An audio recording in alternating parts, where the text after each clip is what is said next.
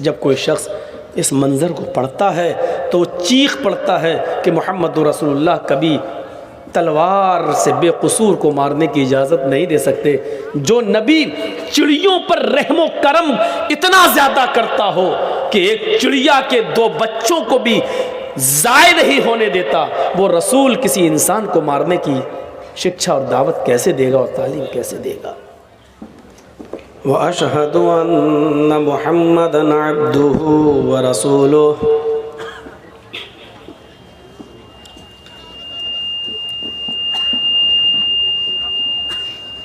أما بعد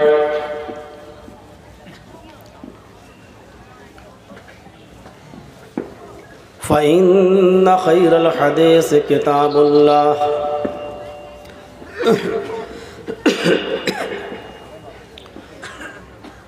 وخير الهدي هدي محمد صلى الله عليه وسلم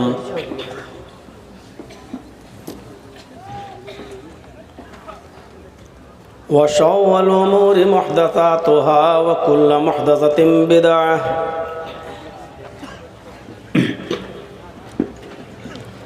وكل بدعة ضلالة وكل ضلالة في النار۔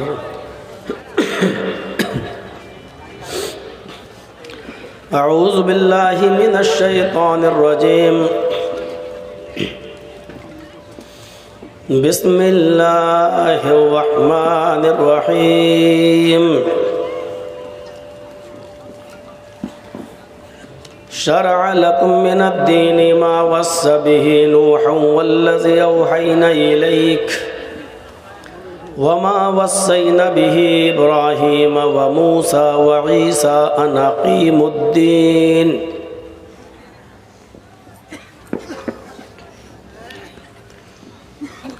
رب اشرح لي صدري ويسر لي أمري واحلل عقدة من لساني يفقهوا قولي۔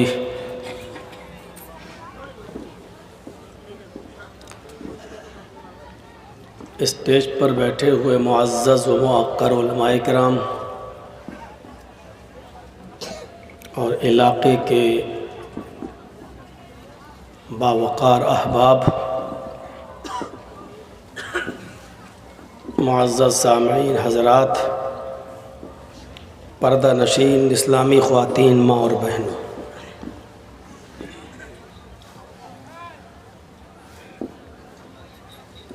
ڈسٹرکٹ علی پور دوار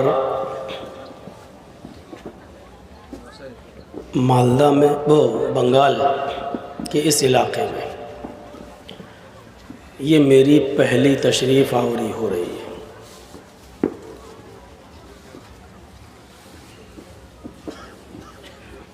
اس سے پہلے میں اس علاقے میں کبھی نہیں آیا۔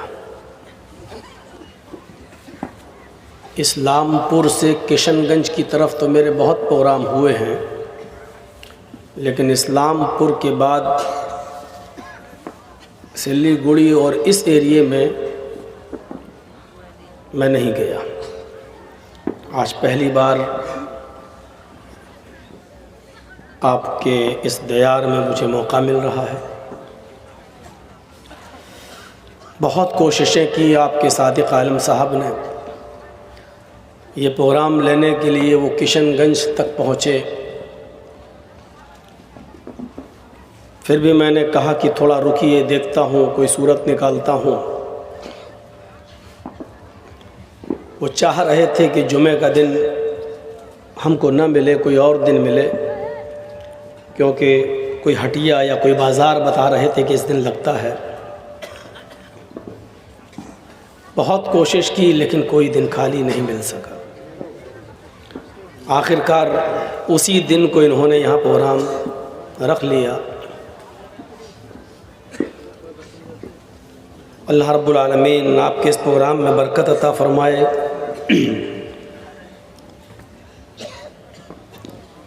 ڈیٹ دی تھی میں نے 31 دسمبر، لیکن وقت ملا مجھے 1 جنوری کو۔ شاید نئے سال کے انتظار میں صادق عالم صاحب روکے رہے ہمیں کہ مولانا صاحب 2021 ختم ہونے دیجئے، 2022 کو میں آپ کو ٹائم دوں گا۔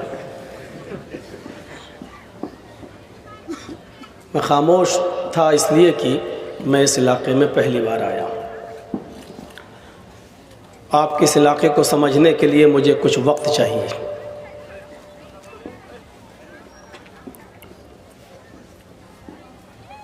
آپ بہت سکون کے ساتھ بیٹھے ہیں اور میں کوشش کروں گا کہ بہت سرل اور آسان اردو اور ہندی کے الفاظ استعمال کر کے بات آپ کو سمجھا سکوں۔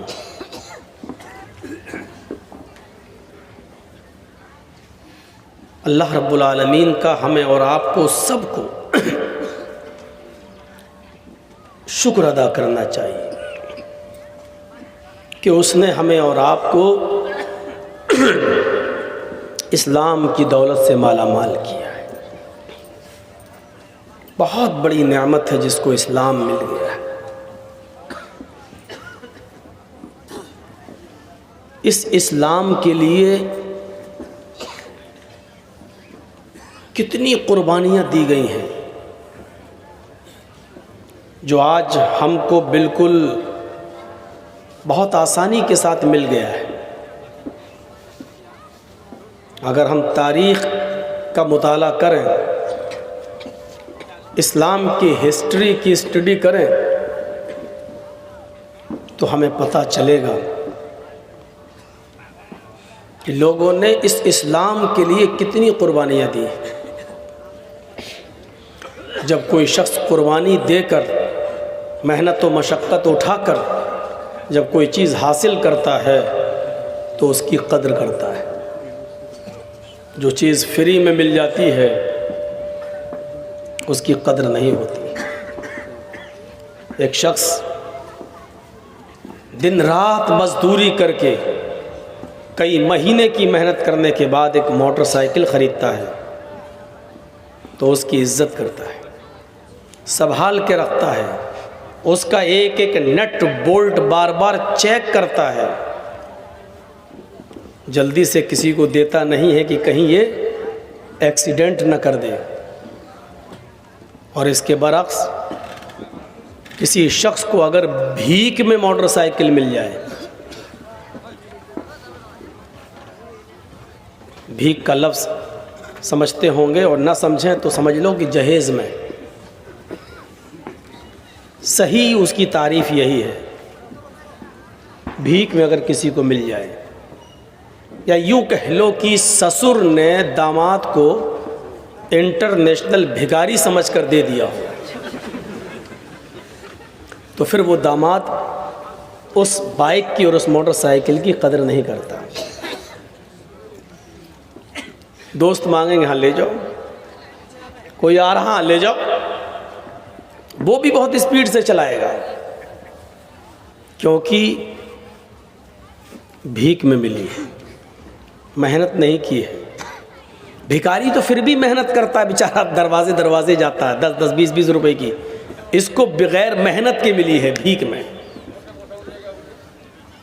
تو قدر کرنا سیکھیے۔ یہ اسلام ہمیں اور آپ کو جو ملا ہے یہ بہت ہی عظیم مذہب ہے، اور یقین مانیے کہ اس اسلام پر ریسرچ ہو رہی ہے، اور جہاں جتنا زیادہ اسلام کو ٹارگٹ کیا جا رہا ہے ان ممالک کے اندر، ان کنٹریز کے اندر اسلام اتنی تیزی کے ساتھ پھیل رہا ہے۔ امریکہ میں دیکھیے آپ، ایک سال میں 10,000 سے زیادہ امریکن مسلمان ہوتے ہیں ہر سال، جبکہ اسلام کو آتنکواد سے اور دہشت گردی سے جوڑنے کی بہت کوشش کرتے ہیں امریکن۔ لیکن وہیں پر دیکھیے آپ، خود ہندوستان کے اندر، انڈیا کے اندر بھی میڈیا جتنا زیادہ اسلام پر کیچڑ اچھالتی ہے، الحمدللہ اسی سال آپ سنیں گے کہ 10 15 20 آدمی اسلام لے آئے. اتنا ٹارگٹ کرنے کے بعد بھی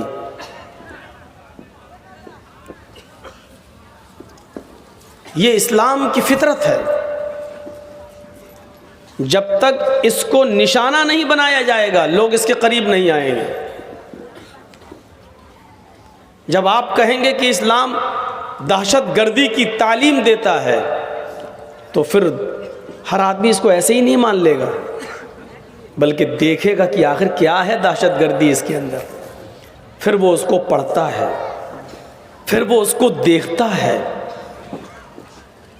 اس میں گھستا ہے، تو اس کو پتہ چلتا ہے کہ جس اسلام کو دہشت گردی سے جوڑا جا رہا ہے وہ اسلام تو یہ کہتا ہے کہ من قتل نفسا بغیر نفس او فساد فکانما قتل الناس جميعا. جس نے کسی ایک انسان کو قتل کر دیا اس نے پوری انسانیت کو قتل کر ڈالا. یہ اسلام کیسے دہشت گردی کی شکشا دے سکتا ہے؟ جب کوئی یہ کہتا ہے کہ محمد رسول اللہ صلی اللہ علیہ وسلم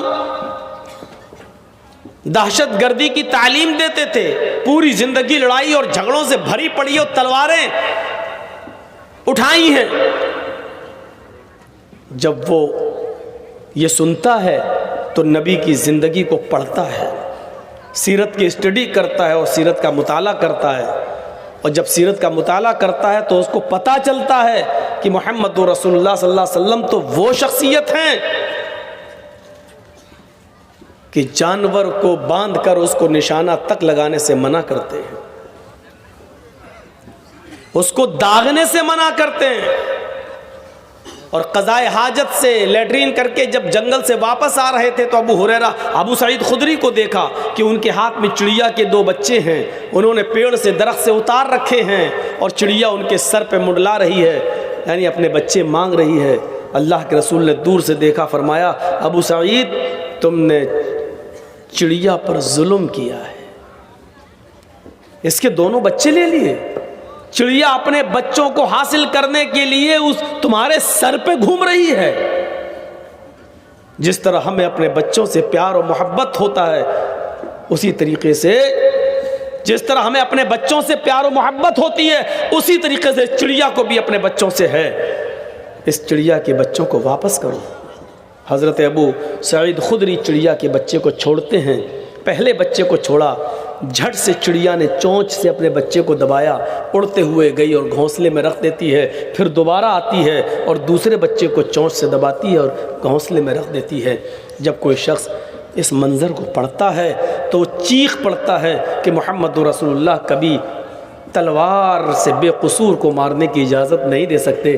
جو نبی چڑیوں پر رحم و کرم اتنا زیادہ کرتا ہو کہ ایک چڑیا کے 2 بچوں کو بھی ضائع نہیں ہونے دیتا، وہ رسول کسی انسان کو مارنے کی شکشا اور دعوت کیسے دے گا اور تعلیم کیسے دے گا؟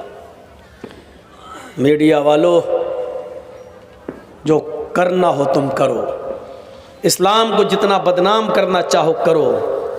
سورج پر تھوکنے سے تھوک الٹا تمہارے چہرے پر آئے گا، سورج پر تھوک نہیں پہنچے گا.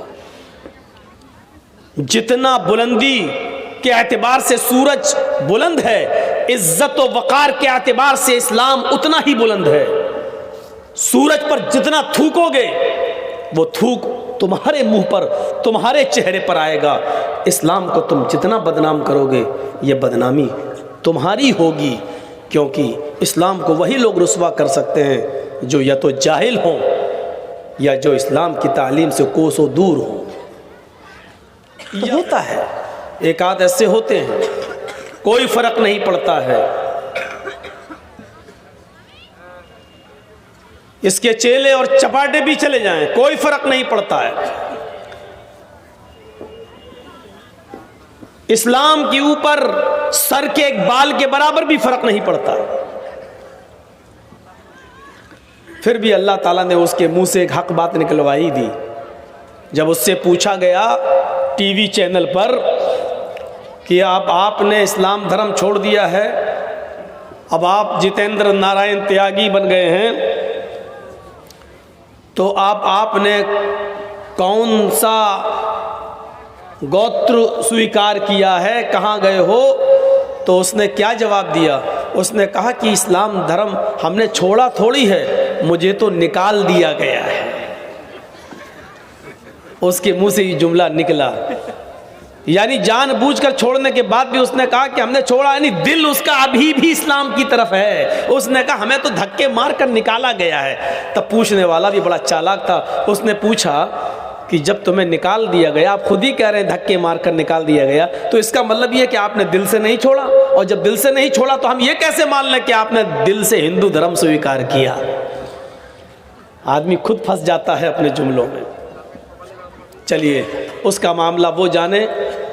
मेरे प्यारे साथियों, मुझे बताना ये है कि अल्लाह का शुक्र अदा कीजिए कि आप इस्लाम के अंदर हैं, और ये इस्लाम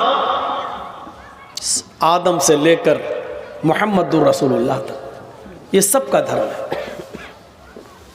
एक दो जो बदल जाते हैं उनको नहीं मालूम है बेचारे, वो इतने बड़े जिहालत के अंधेरे में डूबे रहते हैं। उनको अगर मालूम हो जाए कि ये इस्लाम जिसको हम छोड़ के आ रहे हैं और जो धर्म हम जिसको कबूल कर रहे हैं वो भी इसी इस्लाम का निमंत्रण और दावत देता है, क्या है